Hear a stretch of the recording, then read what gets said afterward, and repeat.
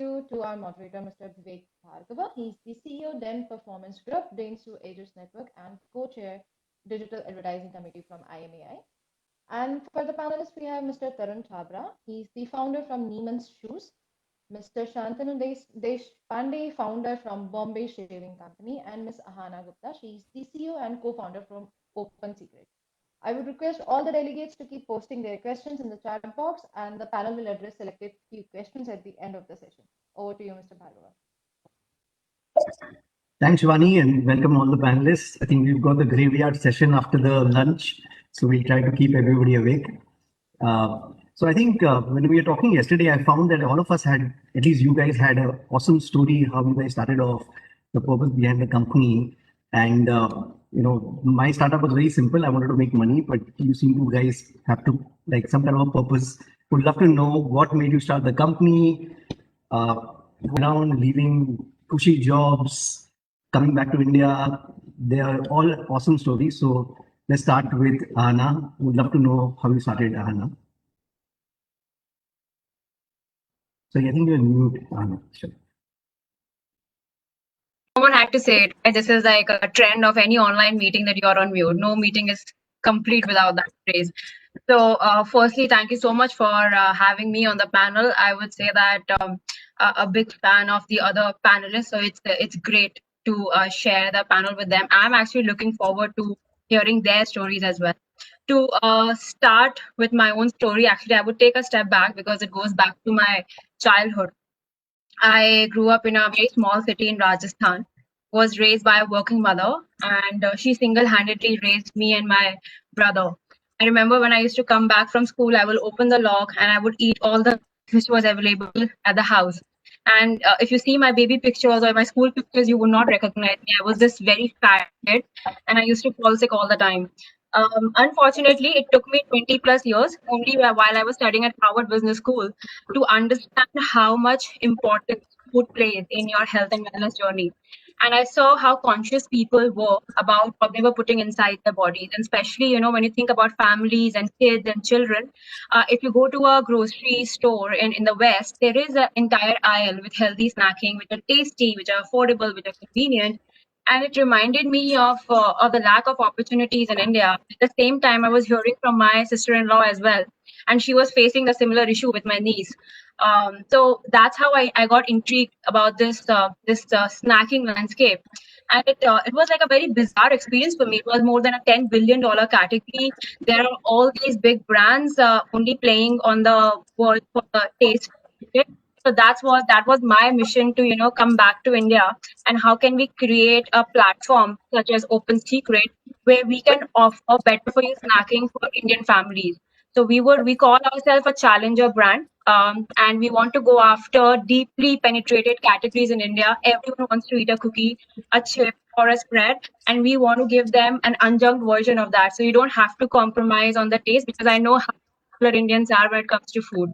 So this is pretty much about our story, and how we do everything for the mothers, because if you want to empower family, just empower the mother and she will take care of the rest. That's the purpose that we are living every single day. Yeah. Also, Anna, I'm sure starting a company, especially when you studied there and coming back, must have been a tough thing, and we'll cover more of the challenges you faced. But over to you, Tarun. Love to know your story too. Super. Thanks, Vivek. Appreciate it. Thanks for having me, guys. It means a lot to share this panel with Ahana and Shantanu. Big fan of their products, right? Especially follow all the LinkedIn posts that Shantanu does. So kudos to that, man. But so my journey started back in 2016, right? Like Ahana, I was working up in New York, and it started off from a travel experience.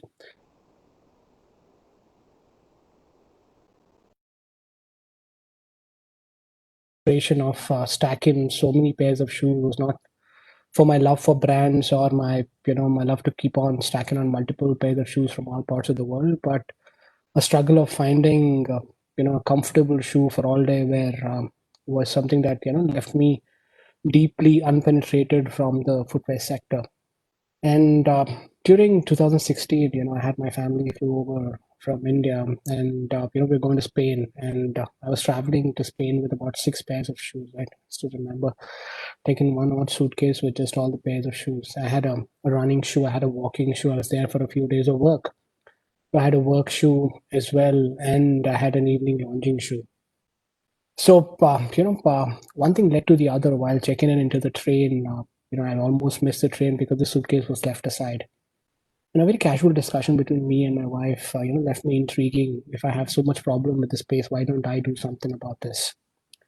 And my lifestyle was to always pick jobs wherein I had work from home and remote flexibility. So I took this as an opportunity, right? I started traveling to different places in India, different places in the US to understand more about the footwear space.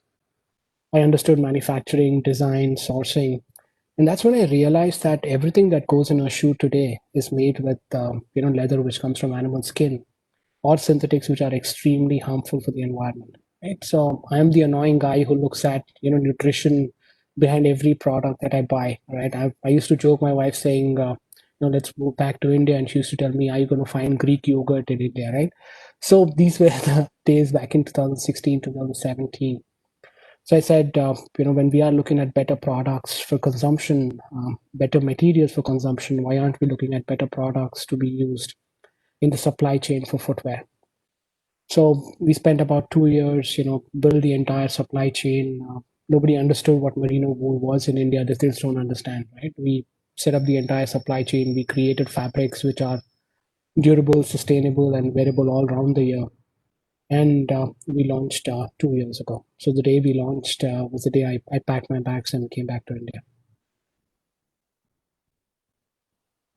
Perfect. It's an awesome story because I think a lot of entrepreneurship has started when they've identified a problem, especially this is personal to them, and solving that problem not only obviously builds a great company, but also gives you a lot of personal satisfaction. And I'm a big fan of the product that you make. I've just ordered one for my wife 10 minutes ago. So I'll give you real-time feedback to that. Awesome. Hope she likes it. Yeah. Awesome. Hope she likes it. I'm sure she will. Shantanu, over to you. Yeah, hi everyone. First of all, apologies. I am on a slightly broken internet connection, so I'll speak slowly. Am I audible, Vivek?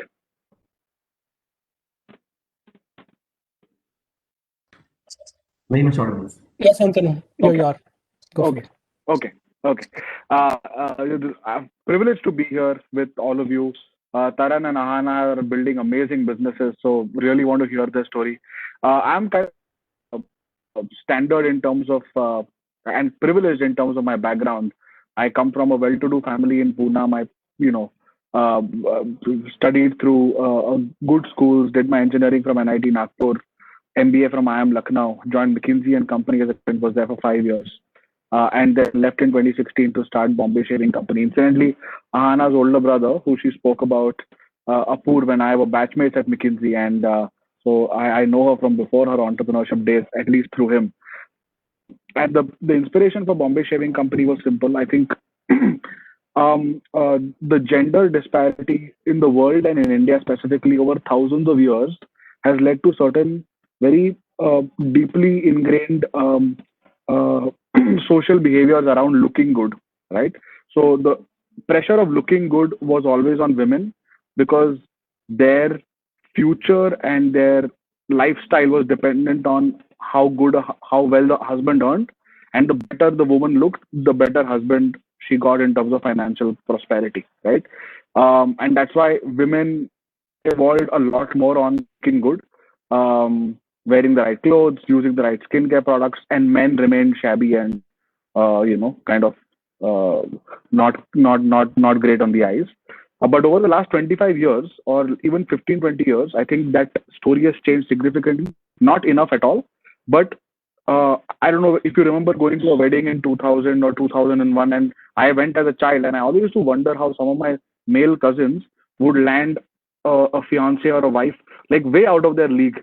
And I used to ask my mom, how did this bhaiya do that kind of thing, right? And they were like, "Naukri achhi hai uski." So, but now that's not enough, and women are getting educated more, dating a lot more. So men's gym memberships go up. Men will buy Neiman shoes, will eat open secret cookies to stay thin. and do things to kind of get right swiped a lot more. And it's not enough. And unfortunately, also, men don't talk to each other. Like Taran and I will never sit and say, "Arey, teri dadi bahut sahi lag rahi hai. What do you use?" Right? While women find it comfortable to talk about shampoos and so on. So men do look at brands, at least looking at brands for hair, how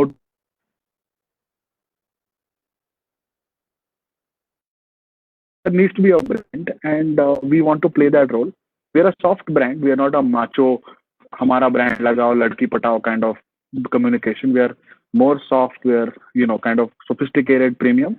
And we believe that if we play the right assortment roles and give men instruments and solutions to look great, then they will feel great and become better versions of themselves for their families and friends and people around. So that's the broad ethos. We're using the internet and the e-commerce infrastructure, of course, to reach our consumers and tell our story better. But that's the story about Bombay Silk. I read this book called Customer Centricity. It talks about that 20% of the customers give you 200% of the profits. And all three of you are building Correct. brands which are targeted towards a certain niche population, which is against that bottom of the pyramid theory of India and go after the billion people, right? So I'm sure when you were starting this company, building the business plan, there would have been a lot of challenges, both from a family perspective, like leaving McKinsey and starting this, or coming back to India and starting this. Same with you, Anna. So would love to know what are the initial challenges you guys faced, and what are the things that, in a way, you communicated to the people who are concerned for your success in the long run, and what are the answers you gave them, and what are the other challenges you guys faced? Should we start with Taran? Yeah, so there were several, right? If I remember, one was back in the days when I was looking at the right market to launch, right? I'd studied the product, I'd created several different samples, gave it to a few early adopters. And I had a few mentors up in Silicon Valley, and I told them that I want to go back to India and start a product like this, right? But the big discussion was around the price points. When I told them the price points and so on, and the amount of research that I've done about New Age India, new brands starting up, obviously the question that I kept getting was, are you crazy to go back to India? People don't buy products upwards of $10, $15. You got to be crazy to leave your job. Why do you start something up here, move to the UK and 7 different countries, right? But I said, no, it's, there's a big shift happening up there. So a lot of questions poised around the right market for me, right, at least. And then, supply chain was also a bigger issue for us, because when we spoke to a lot of manufacturers in India, they didn't understand about merino wool. Neither they wanted to back a new age brand, right? Because the Indian shoe space is for the manufacturers a deep dive in exports rather than working with Indian brands, right? Because वो बोलते हैं कि Indian brands निचोड़ देते हैं, so they don't get any benefits, so they don't get any profits out of working with Indian brands, and they supply cheap products, right? So we said we are not going to be doing that, but the persuasion didn't help. So we kept all our manufacturing abroad, and when the time was right is when we moved it to India. So a few issues with, let's say, product market fit, supply chain was a few earlier hiccups that we had. Shantanu, you, I think this is a very niche space. The way you explained it was quite awesome. I never thought of it, but it's so true. Love to know the challenges you faced there. We faced a lot of challenges when it comes to like the choice of leaving McKinsey and starting up was kind of obvious. I think everyone in our generation, right? I was 28 when I started up. I think we look at careers differently now than what our parents would look at, right? So our parents would look at a 35-year career in maybe 1 or 2 or at max 3 organizations to kind of create a retirement nest, make things happen for the kids and family and so on. But younger people, our generation is privileged because of the work done by our parents, that we now have 7. And at 28, I was halfway through my first career, right, at McKinsey, and having kind of done well. And so financially, it was like the choice was, should I continue my second, third, fourth, fifth career also at the firm, or try to do something far more value creating financially and otherwise, right? So leaving was actually a very rational choice. It was made rational because I was lucky enough to come from a well-to-do family, lucky enough to be married to someone who was earning far more than both our requirements were. We both had siblings who were completely independent, our parents doing very well. So that way it was great. But I think for entrepreneurs, and I've said this publicly before, if you can find a partner who's more focused on an ambitious career as an executive or a professional and not entrepreneurship, is kind of volatile, there is no reason for you to not do it. So for me, it was kind of financially and otherwise also rather a rational choice. There was, I mean, staying in McKinsey was the irrational choice, right? The choice of space was actually nice because consumer brands were coming up. Everyone had kind of gotten used to the fact that Amazon, Flipkart are doing very well. Indian startup ecosystem had raised a lot of capital. Dollar Shave Club and Harry's are becoming good examples, 3-4 years older than us in the US. So it didn't seem off, except for a few friends and family members who were like, you are becoming a barber. On Truecaller for the longest time, my name was Shantanu Deshpande Barber. So there were small inconveniences of that nature, but largely the decision was a no-brainer. It just reminded me of the story where I met somebody and he said he's a fashion designer. And when I showed his phone number, it said like this guy Taylor. So Truecaller sometimes has this funny way of bringing humility to a lot of people. Correct. One of the things I wanted to share out here is I read this book called Startup Nation, where in Israel, the parents actually want their kids to become entrepreneurs. If they don't become entrepreneurs, then it's okay for them to take a job. I think for the next 10, 20 years, that is the aspiration I think India should have, that the first choice for a parent should be that I hope my son or daughter takes up entrepreneurship as a career, because I think that's where you learn a lot also, because whatever we learn in our traditional colleges and schools, entrepreneurship teaches you. So even if you take a job thereafter, you'll be better at that job because the entrepreneurial experience will have taught you things. 100%. And I know Ahana is going to talk next, but I just wanted to add here, Vivek, that is so true. And even, we have 100 people now at Bombay Shaving Company. Every time, and we've had 3 people leave to start up on their own, we celebrate those 3 people, and even future people.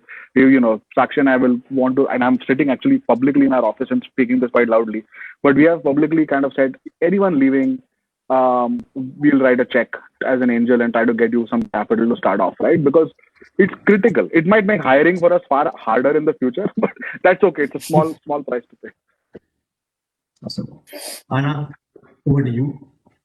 Yeah, no, I think as Shantanu was talking about this gender disparity, I mean, I really resonated with that. But of course, we'll talk about from a different gender point of view. And I'm glad, Vivek, you brought about the point about, parents encouraging both son and daughter. To be very honest, as I was mentioning, I grew up in Rajasthan. I would say I was very privileged and fortunate to have a mother who was aspiring for the best in class education for the daughter as well as for the son. My brother went to IIT Bombay, and I still remember, like, my mother is a professor, and there was another female professor, and she questioned my mother, like, why are you encouraging her to go to IIT? How will you find a groom for her? But I think my mother acted like a shield from all the societal norms. And imagine what that auntie would say now when she realized that I went to Harvard Business School. But I think that, the sense of purpose and the sense of meaning came from those initial experiences that I faced, because a lot of girls in my school, they were not hearing the same thing. Like, parents were very okay with the mediocre education for the girls. So from a challenges perspective, I don't think that, internally I had any conflict whenever any decision I made. Like, coming back from US to India, people always had questions. In my head and heart, I remember there was this famous professor, Clay Christensen. He has this book called How Will You Measure Your Life? And the question was, what do you want to do with this one wild and precious life? For me, it was super clear that, I want to create a meaningful difference. And for that, I was very clear that I want to come back to India. But the 2 questions which people kept on asking me, first was, visa nahi tha kya? And I said, I have H1B, but at that time, people were finding it so weird that people can move to India for professional reasons, because, they have only seen one kind of brain drain. So that was bizarre. And the second thing which I always heard was that, are you getting married? I don't know why, but still, I think this country needs to become very familiar with ambitious single women and not define like complicated or something wrong with her. So I think these were some of the things as a society, what we can do better. And from a professional experience, I would say that, we launched Open Secret in November 2019. So within few months, COVID hit. But again, one thing which I've been very, very focused on, and sometimes people think that I speak too much about it, is culture. But I can't emphasize how culture had played such a significant role during these unfamiliar times, right? We have in-house manufacturing, and during COVID, like running those factories again, and there were people who were so driven by the purpose that we have, or people who were working away from office. We never had to worry about whether they are working, and I think it's extremely critical to have the right team, because idea is one thing, but execution requires people who are not only good at what they do, but they're also driven by the same purpose and the mission, because during tough times the character stands out. So my daughter just turned 18 last month, and she started a company. So she wanted to have an event. So she wanted to get a title sponsor. She says, my first event, so I'm not going to ask for too much money. I'm going to ask for 15 lakh rupees. In Bunny Man, I say, yeah, baby, go. So she went to 15 people, was not able to raise a single rupee. But I had one experience, right? I think I said, dal aate ka bhav malum pad gaya usko. And she learned that entrepreneurship is not easy. But I think that's what I said, right? I think that resilience that entrepreneurship teaches you, there is no easy way to get it rather than experience it yourself. So on that note, Rana, you have your own factory, and I think that would have been a very, very challenging task in COVID. So I think from that basis, how has your strategy changed because of COVID? What are the things you did differently? How did you make sure that COVID becomes a tailwind for you? Would love to hear some thoughts on that. Yeah, I think from that standpoint, we went a little off from the D2C playbook, right? Outsource everything and just keep marketing in-house. We wanted to have a very solid focus on the product, because we wanted to have a kick-ass product which stood for quality. And from that standpoint, it was very clear that we want to keep it in-house so that we can ensure the best-in-class quality. And again, I gave this example a few days back to someone that initially I was looking for contract manufacturers. I had traveled to a lot of places in Bhiwandi, and we were really small, right? So we could not afford a big contract manufacturers. And all these small manufacturers, whenever I went and saw the toilet, it was so shabby and the quality was so bad. And I was very, very clear that I really wanted to employ women contractors in a factory. Because I said, if you just talk about empowering women and you are not doing your part, what's the point? And when I looked at the kind of facility which was available at SPL, I said, okay, let's just build it in-house. So that's the reason why we took it in-house. We do our own manufacturing. I would say majority of the contractors who are making these products, these are handmade products made by women from local communities. And during COVID, some of the women said that the men in their families were not working, and they were the sole earner of the families. And I think that's the beauty of new age purpose-driven brand, that you are trying to create an impact in multiple ways, not only with your product, empowering mothers who actually got disproportionately affected due to all the burden, but also within your company, and as much as you can to the women of the country. Awesome. So, Tarun, I think your views on how sort of let's say 1 year ago and the next year, are there any fundamental changes that you've done to weigh your marketing events or your plans out there? I know you launched Chappals recently, which was an awesome product for the COVID. So I think the agility of changing things was wonderful. We'd love to have your thoughts and share your views. So, so for us, the COVID also hit pretty bad, right? So we completed our first fundraise. We came out with a bunch of new colors in the product that were working well, and we were sitting on our best month till date. And March 19, the entire country went into lockdown. So we said, what could we do during these tough times, right? And a bigger focus for us as a sustainable brand was to keep manufacturing very close to us. Before COVID, our manufacturing was in China, and for obvious reasons, because the outsoles Insone's quality and the factories up in China are way superior in terms of quality. So we said, what could we do during these tough times, right? And from June, July, as and when the manufacturing started opening up, my team, spent a lot of time, and we reached out to several different factories in India, and we started connecting with them. Right now, times have had changed. They'd seen a lot of PR about us. They'd seen things written about us. So, and plus these guys were sitting on no orders whatsoever. Right, all the bigger brands have pulled out orders, so these guys were in 25% capacity. So we took that as an advantage, and now we have moved all our manufacturing to India, right? So that is true sustainability, because the goods don't have to travel halfway across the country or halfway across the world to get to India. So that has really helped, right? And we've sat in those factories during COVID times for months, right, to ensure that the design is perfect, the quality is perfect, and we're getting the right product. And now, as of December, last year, our manufacturing is 100% in India with about 3 to 4 different factories. That makes it a lot more easier. The capacity is increased, and quality is a lot more better. So thrilled with what we've been able to achieve. And plus, you said it right. We call it the Eco Flips, and you called it Chappal. So that the new launch has been terrific. We sold them out in less than a few days with zero marketing. We've been coming up with a few other launches as well. And my goal to make sustainability truly affordable. We're introducing some materials that people wouldn't have even imagined in shoes before. So a lot coming up in the next month or so. So, Shantanu, for you, I think a lot of dating moves on Zoom and online. So, I think looking important was very, very critical during the lockdown days. How has your strategy changed, and what are your stories that you can share?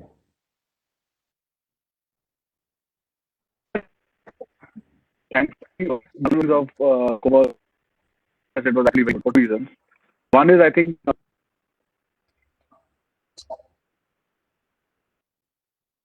in fact, buying, look at for it's matters. I think people kind of, that was a category that didn't go down so much. Second thing is, for us, it was far easier to compete with our competitors, more established, larger offline brands on a screen than it was in two stores. I can compete now with and actually give them a run for their money, as opposed to offline distribution, where it will obviously take me a lot longer. So both of those two things put together, India was coming online and India wanted to look good on Zoom.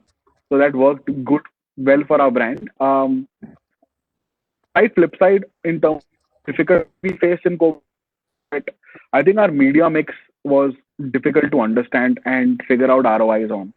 Because every brand in the country wants to sell online, suddenly Facebook and AMS and everything becomes expensive.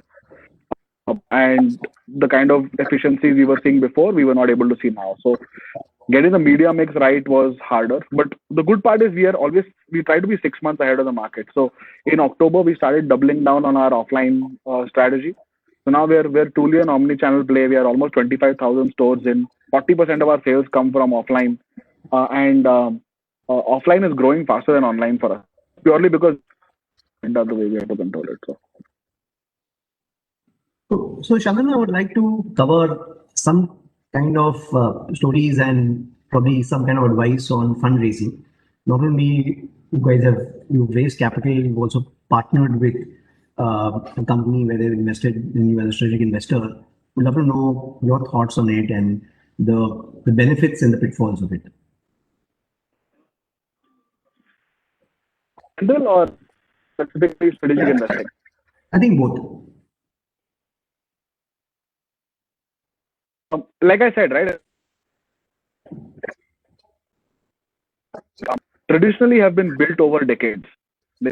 India, whether you see Nirma, India's brands, even those acquired by Unilever or any of these ones, right, took 10 to 15 years minimum to establish what we now call product market fit, which entrepreneurs like us want in 6 months, 9 months, 12 months kind of a thing, right? We don't have the patience, and rightfully so. I think innovation cycles have changed in terms of time, but the ability to build a brand still remains very consumer first. So you more time for the brand to be built out. Brands are built out because brands want consumers accept them, right?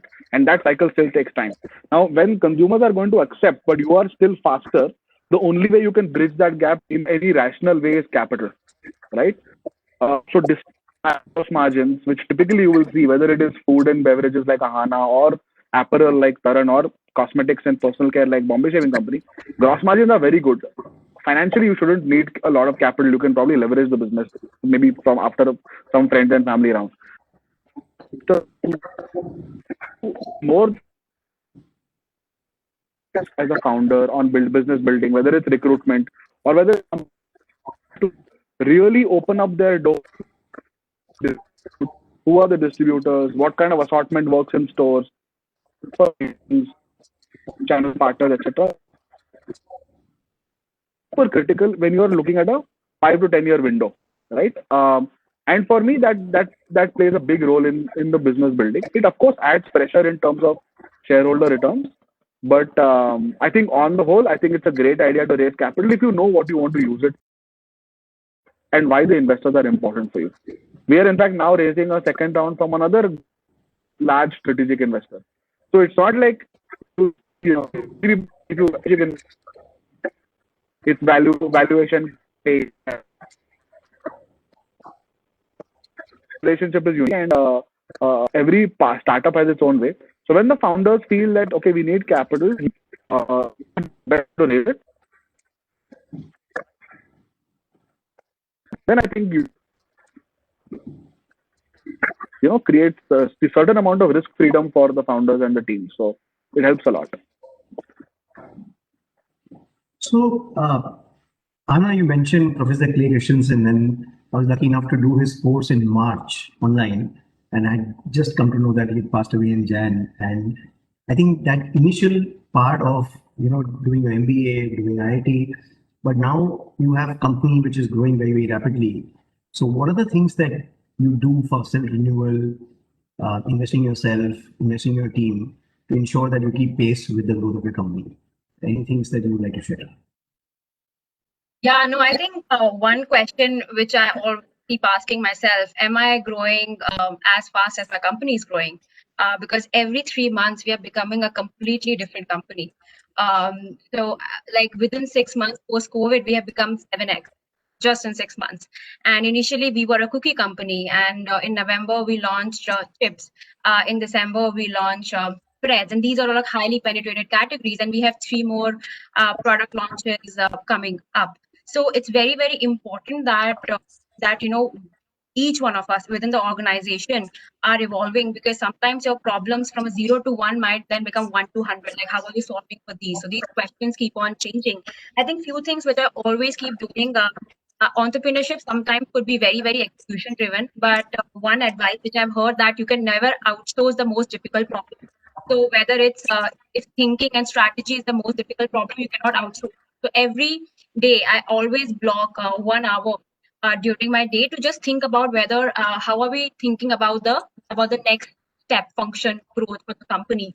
And also from the organization standpoint, I think the biggest mistake that you could do is not giving enough time to thinkers, and just giving them and making them execute, or asking executors to think.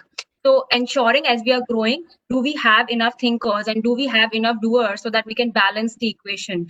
So these are some of the things. And the second thing I would say that it could be a lonely journey. So do connect with great founders out there. Like I have reached out to Shantanu, and he has been so gracious with his time. So you can learn from others' journey as well. You don't have to reinvent the wheel every single time. There are already few problems that are already being solved. So seek out advice not only from your investors, but people who are actually doing the stuff every single day.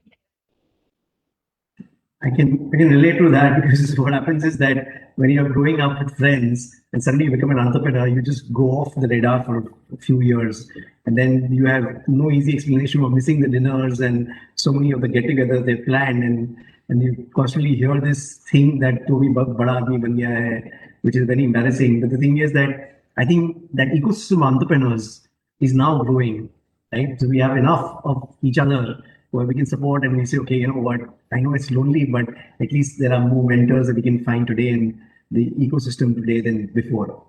So, Taran, one thing I would love to know from you is that how important is technology and innovation? That's one of the questions that has come up. And how do you think about technology and innovation when you are building a brand like Nuance? So we've looked at, now I come from a core technology background, right? So up in the US, my role was more around strategy, plugging data in, right? And more into predictive analytics. So I couldn't use a bunch of it when we started Neiman's, where I truly understand, and as a goal, right? How deeper can we connect to a consumer? How deeper could we understand what our consumer is looking for, right? How deeper could we relate to his purchase behavior, right? How could we plug technology in and drive more purchases, drive more behavioral trends from our consumers, right? That way we could innovate more in terms of a supply chain and build more products, right? So far we've been, engraved in creating one product, right, and going deeper within the product, and that's the reason we haven't come out with a lot more products. But I think now we've understood and learned a lot around marketing and the right channel for marketing, the right demographic that's working, right? How many days does a demographic take to convert on an ad, right? So and now we've used that exact technology in a neo launch, and that helped. So I'd say right from supply chain to manufacturing, customer service, all of these low-hanging fruits for us are now integrated. Earlier a bunch of things were manual. And there were 3 to 4 different systems which were not talking to each other. But during these COVID times, we took this as also to each other. That way, the entire journey is captured. And we brought in a bunch of different technology systems, some vendors, and it's now been really fruitful because the entire journey is captured, and it's very easy for different teams to work together for us. The customer service team, the logistics team, and the marketing team now work hands in hand in trying to get more orders and trying to get more purchase behaviors and so on and so forth. So, I'll come to you. I think a lot of brands in the earlier days could not fight with the large MNCs because their marketing and advertising, the budgets were just much larger than the smaller players. I think would love to have your thoughts and views on how advertising, social media has sort of created a level playing field, and what are the things you do? Do you do it in-house? If not, what are your strategies that you think you're going to build this so well? Yeah, no, I think what I would say first, let me take a step back. Let me explain about the category that we are playing in, right? We are a challenger brand in categories where 3 of the big companies have more than 70% market share, right? And what happens is there is a trend where people are seeking for better for you products. And with COVID, that trend has accelerated. And to be very honest, I think the entire, it's a very supply constrained market. And it's very difficult for big companies to create junk and unjunk at the same time. So for us, what we are doing is we have identified a big white space where there are a lot of families in Bharat. And I will not say that we are creating for Bombay, Delhi, and Bangalore. We are not. So we are creating all these families for Bharat who understand the importance of eating better, but they never had the access to better for you products. So it's a very, very clear value proposition. And one thing which I always say, people say you are creating a premium brand. And we are not creating a premium brand. We are creating a very value conscious product. So for example, if your product is filled with 50% nuts, a mother would understand the value out of it. So we are going after a huge white space where people are looking for products, and we are fulfilling that gap. Number 2, I would say, what Shantanu said was so true, that digital levels the playing field. To give an example, during Diwali, if you would have searched Diwali hampers, Open Secret was the best seller. And you imagine the king of all the gifting, like we were able to do better than them, and it was only because people want to gift health now, and there is a level of consciousness. If you're talking to a mother, you don't have to educate about, what you should give best to your kid. She already knows that. We just want to be an enabler in her quest for giving best to her family. That's all. So if a lot of people ask me, why the name Open Secret? we say that mothers are the chief product officers at Open Secret. They are the real secret. And they tell us they want a better for you cookie, they want unjunk cookie, they want unjunk chips, and we give it to them. So our job is, can you give families what they're asking for? As simple as that. And do you manage all your advertising in-house? Yeah, I think what marketing is. I keep telling my team is, marketing is data analytics, and it's so important that you keep it in-house, and we look at the data every single day. And based on data, based on customer feedback, we move very, very fast. If you ask me, agility is the fuel. The only reason we can beat the incumbents is because of the fuel, the looking at the data. So because of that, all our marketing is in-house. I'm almost now sorry that I asked that question. Being an agency was a bad question to ask. So, Shantanu, what are your views on advertising? I think this media for building a consumer brand, I think I've seen your website and the content you have. So I think it's quite awesome because again, you're reaching out to sort of niche customers. So what has been your thoughts on the stories? When you started off, a lot of people have also had bad experiences, right? Of how to work with partners in this space. So I agree with Ahana, right? I think marketing has taken on a far more sophisticated definition now.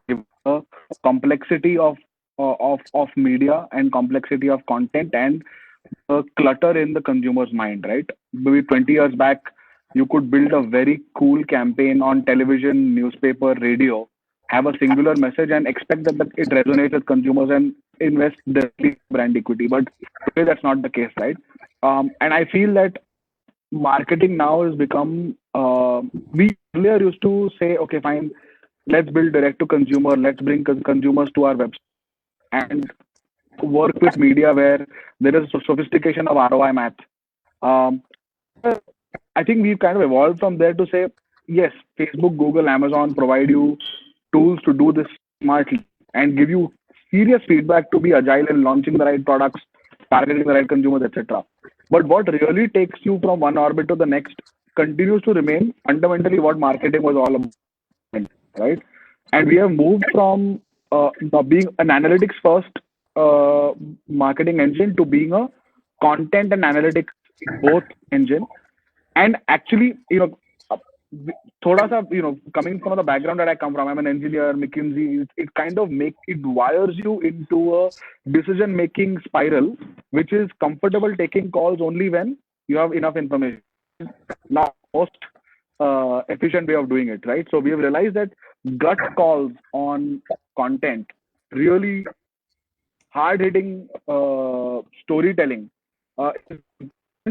don't have the right content, and whatever analytics you do on the media is kind of going to be suboptimal. So we have now realized that we know the analytics part in-house really well, and we have some view on how to build content. But honestly, like agencies and some of the freelancers and storytellers across media, right? Whether it's a video, whether it's a short movie, whether it's static assets, whether it is assets, whether it's music assets. There are some incredibly talented people in India who do that, and we can't hire everyone. So we are very keen to work with outstanding storytellers to help us kind of work with our existing skill sets to take it to the market. Because I think it's evolving super quickly.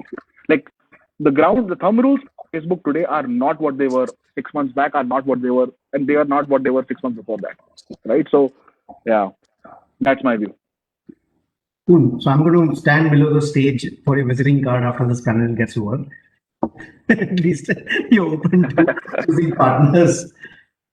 So Taran, I wanted to know from you, what is the role? Right. I think we work with a lot of agencies, very specialized, very good stuff, case by case. We have learned a lot from the agency institutional network, by the way. So, highly respect them. We don't, it's not like a typical big brand retainer model, but case by case, project by project, very clear metrics. So we found some really good folks. Sorry, go ahead. Awesome. So, Taran, what do you think is the role of the government in helping startups? I know that a lot of initiatives are being proposed and taken, but I'm sure all of you guys few years ago would have thought that if wished the government would have done this, then it would have really helped us grow bigger companies, whether it's going global, whether it's raising, getting debt from banks or any of these things. What do you think the government can do for startups in the past? What they could have done, and what are the things they would like them to do in the future so we can create this $5 trillion economy in India? So there could be several, right? So when we were starting off, one thing that we were debating is, should we have manufacturing in-house, right? Should we, instead of reaching out to people in China, reaching out to several people around the world, why can't we build a small manufacturing unit? Though, shoe space is very, very difficult to crack, right? But we could have done it, reached out to a few folks here, and the kind of permissions that was taken was a 6 to a 12-month journey, right? And as a startup, we didn't have the leverage to spend that much time, so we kind of shelved that. So this was one, right? Better manufacturing laws and some grants does help startups, because it's very difficult to take the entire investment plunge in terms of the shoe space. And also, I feel now there's several grants that have come up in terms of working capital, in terms of loans, but 3 years ago that was pretty difficult, right? When you approach banks, if you're for every startup is a loss-making machine during the first couple of years, right? So getting a loan from banks is a very big challenge. And thankfully, I'd brought in some savings from the US, so it helped in using that capital and launching. But I'd say in terms of working capital, in terms of GST grants, and also in terms of manufacturing laws, could be something that we could definitely look at. Cool. I think one of the biggest challenge I think startups face in the SME space is acquiring talent. So Anna, if you can share, or any of you can share, how do you get the the right who on the bus? Because I think that's the most critical thing, and attracting talent is not easy. So I think we can even cover if you guys have ESOPs in your companies, and are there any suggestions you have for the government in the ESOP structure of India? Yeah, no, I think I'll take the former part of the question, because I know Taran and Shantanu will be the best person to talk about the latter, because they have seen we've been like a year old since we launched a brand. So hiring perspective, and I'm glad you asked this question, Vivek, because team, I strongly believe that team is everything. You have this great idea, but if you're not executing well, it leads to a waste. And again, we'll come back to the point that when I was hiring, especially initial days, I over-indexed on culture. And very, very important point that you actually hire people who fit really well with the purpose and mission and the culture of the company. And there have been certain interviews in certain cases where the person had the right skill set, but the answer was no, because it's important that we are building a culture of like care and purpose, and people understand that.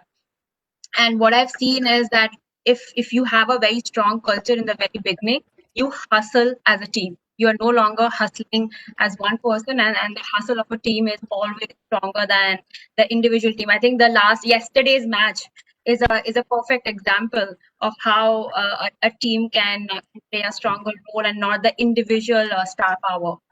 So we over-index, especially in the beginning, on culture.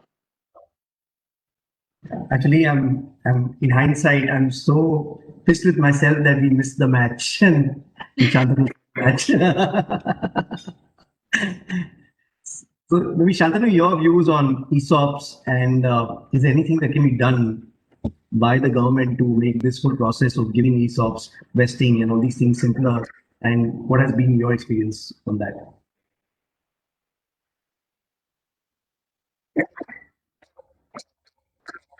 And I think business consultant working with promoters and then starting a company, I still took 2-3 years to understand myself what things will help and what not. So it's hard. It's an unreal expectation for bureaucrats and policymakers to understand it day one. I think the intent is great. So they're trying to ease business. They're setting up funds of 1,000 crores. They're getting panels together to help rural entrepreneurs, and I think those are great things. But I think about focus, right? And I think stage one of government playing value creating roles economically for startups would literally mean some very tangible things. One is make life super tax efficient for startups, right? For founders with GS, income tax for employees, for in terms of credit access. If you can just do 3-4 things for just tax, I think that will help companies think. And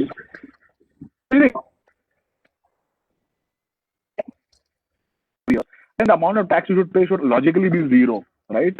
In fact, government should do some reverse tax for you. But I think that will lead to a significant amount of abuse. Tax efficient for loss-making businesses, number one. Number two, I think on ESOP specifically, ESOPs is extremely badly taxed. Extremely badly taxed. So when an employee in India exercises their option, they have to pay notional tax to a basis of valuation which is made by some merchant banker basis BCA. So can you imagine the level of inauthenticity in the entire structure that leads to real hard-earned cash being given to the government, which is also, by the way, minuscule. It's not like it changes the needle on government revenues. So if ESOPs can be structured in a tax, it will make it easier, and value creation, that could be in itself a singular point of focus for the government. Of course, things around excise, GST, other taxes are again, 5 founders for 2 days will give exactly what is needed. Get 5 established founders, large 0 to 1, 1 to 10 businesses, and they'll give the government what is needed. It's not very hard to do. So I think that's all the time we had for this panel, but this was a wonderful experience. All of you guys, I think, I hope entrepreneurs and the government take some takeaways from this talk, and suddenly the ESOP vesting and the way they are taxed, if that one single change will completely change the trajectory of entrepreneurship in India. But thanks a lot again, guys. Pleasure to have this opportunity to run this discussion.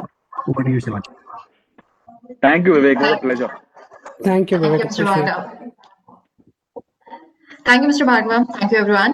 A special thanks to our audience and our sponsor. Another thanks to our diamond partner, Google, platinum partners InMobi and Facebook, digital growth partner Microsoft, omni-channel partner Zendesk, customer experience partner Adobe, and customer engagement partner Infowip.